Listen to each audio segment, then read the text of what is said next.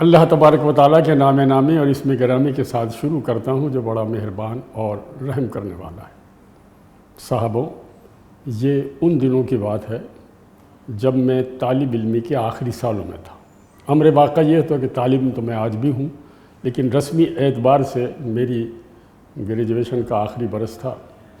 ادب سے دلچسپی کی وجہ سے احسان دانش سے میری بہت محبت اور عقیدت تھی۔ کسی کام کے سلسلے میں مجھے 2-4 برس کے بعد لاہور جانا ہوا، تو مجھے بڑا شوق تھا ملک کے ممتاز شاعر جناب احسان دانش صاحب سے ملنے کا۔ میں پتہ معلوم کرتا ہوا ان کے ہاں پہنچا۔ قطب الدین ایبک کے مزار کے قریب ان کا دفتر تھا۔ وہاں پر میں سیڑھیاں چڑھ کر گیا۔ ایک بہت بڑے ہال میں ایک بزرگ تہمت باندھے بغیر بنیان کے شدید گرمی میں ایک بہت بڑی میز پر بکھری ہوئی ان گنت کتابیں اور قدیم کتابیں پر جھکے الٹ پلٹ کر رہے تھے۔ میں نے اپنا تعارف کرایا، انہوں نے بڑی شفقت سے پیش آئے۔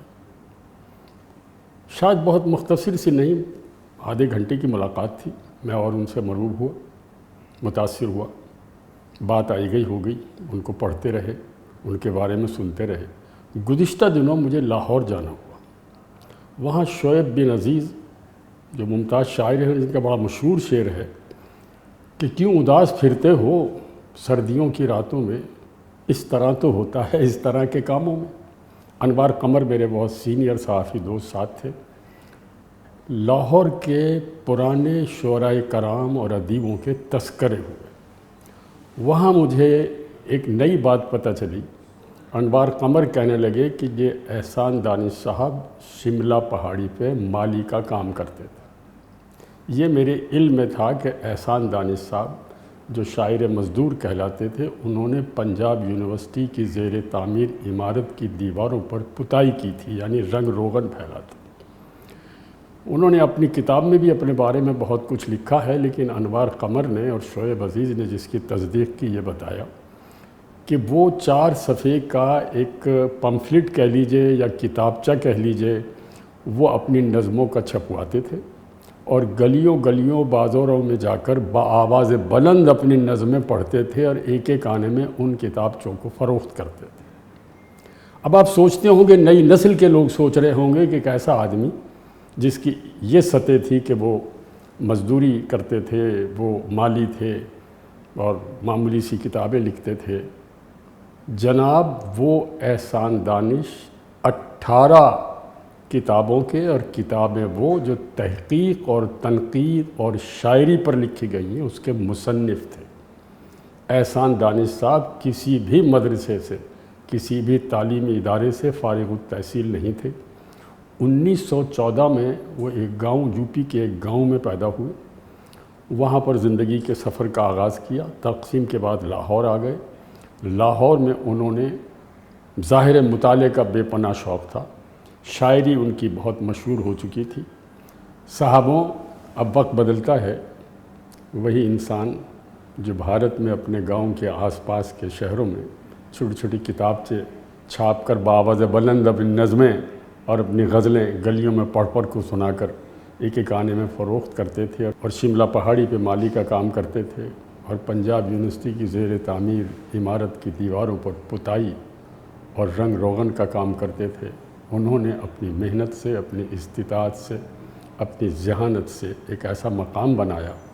یہ سن 75-80 کے درمیان کی بات ہے کہ وہی احسان دانش جن بچوں کو ان کے گھروں سے ٹانگے میں بٹھا کر اسکول تک چھوڑنے جاتے تھے، اب انہی بچوں کی اولادیں پنجاب یونیورسٹی میں زیر تعلیم تھیں، اور جب کسی کام سے احسان دانش پنجاب یونیورسٹی جاتے تو کاریڈور سے گزرتے وقت جب بچے دیوار سے اپنی پیٹھ لگا کر باتیں کرتے ہیں اور بچیاں اور طالبات چوکڑیاں بھر کے یا آلتی پالتی مار کر گپے لگاتی ہیں، احسان دانش کو آتے ہوئے دیکھ کر کھڑی ہو جاتے، اس لیے کہ اب احسان دانش ان کے استادوں میں تھے، اس اعتبار سے کہ اب احسان دانش کی کتابیں، ان کا کلام اور ان کی ادبی تخلیقات ان طلباء و طالبات کے نصاب میں شامل تھی۔ وہ اتنے بڑے شاعر تھے کہ حکومت پاکستان نے انہیں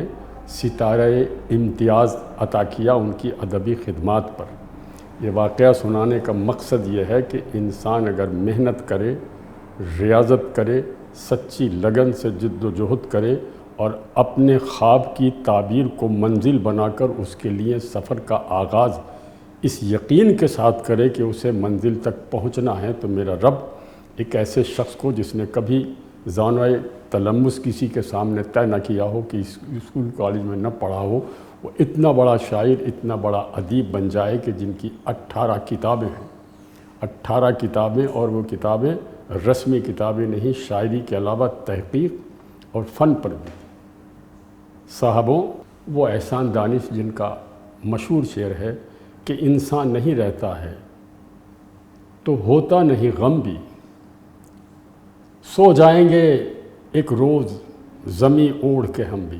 سو ایک دن 1982 میں وہ زمیں اوڑھ کر سو گئے اور جاتے جاتے نئی نسل کو اور ہمیں یہ پیغام دے گئے کہ محنت کبھی رائے گاہ نہیں جاتی، جد و جہد کبھی ضائع نہیں ہوتی، آپ نیک نیتی سے اپنی منزل کا تعین کر کے سفر کریں تو میرا رب آپ کو نہ صرف کامیابی عطا کرے گا بلکہ عزت اور فضیلت سے بھی نوازے گا۔ اپنے میزبان رضوان صدیقی کو اجازت دیجیے، انشاءاللہ اگلے ویلاگ کے ساتھ ہم آپ کی خدمت میں حاضر ہوں۔